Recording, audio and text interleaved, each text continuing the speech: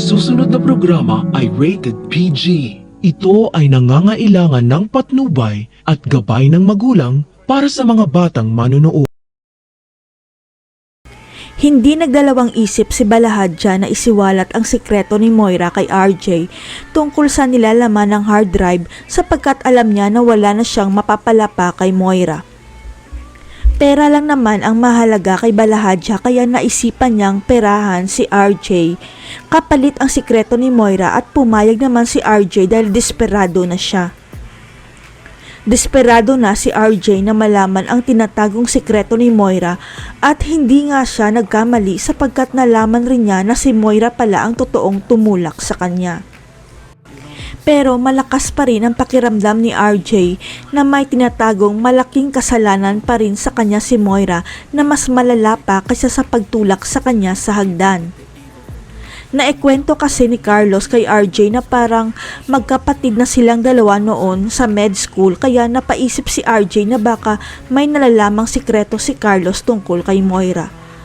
Chance na sana ni Carlos na sabihin ang katotohanan kay RJ na siya ang tunay na ama ni Zoe kaya lang nabahag ang buntot ni Carlos dahil natatakot siya kay RJ. Hindi magtatagal malalaman rin ni RJ ang sikreto ni Carlos at magkakaroon ng alitan ang dalawa na mauuwi sa pag-atras ni Lynette sa kasal dahil sa kasinungalingan ni Carlos.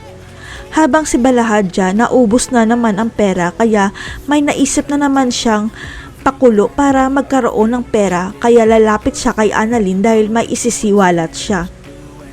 Natandaan kasi ni Balahadja na hinahanap noon ni Annalyn ang sasakyan na ginamit ni Moira para sagasaan si Lynette at siya ang tinawagan ni Moira para itago ang kotse. Dahil kay Balahadja, hindi natuloy ang kaso laban kay Moira dahil wala ang matibay na ebidensya ang sasakyan ni Risa na ginamit ni Moira para banggain si Lynette. Pupuntahan ni Balahadja ang mag-inang Lynette at Annalyn sa East Ridge para ilaglag muli si Moira kapalit ang pera at sasabihin niya na alam niya kung nasaan ang kotse nakatago. Pero si Annalyn lang ang makikita ni Balahadja at tatanungin niya ito kung hinahanap pa rin ba nila ang sasakyan na nakasagasa sa nanay Lynette niya noon kaya na ospital ito.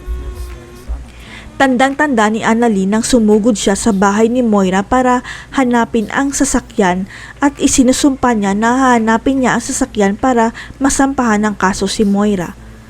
Kaya ito na ang hinihintay na pagkakataon ni Annalyn at Lynette ang makaganti kay Moira dahil masasampahan na nila ng kaso si Moira dahil may hawak na silang ebidensya.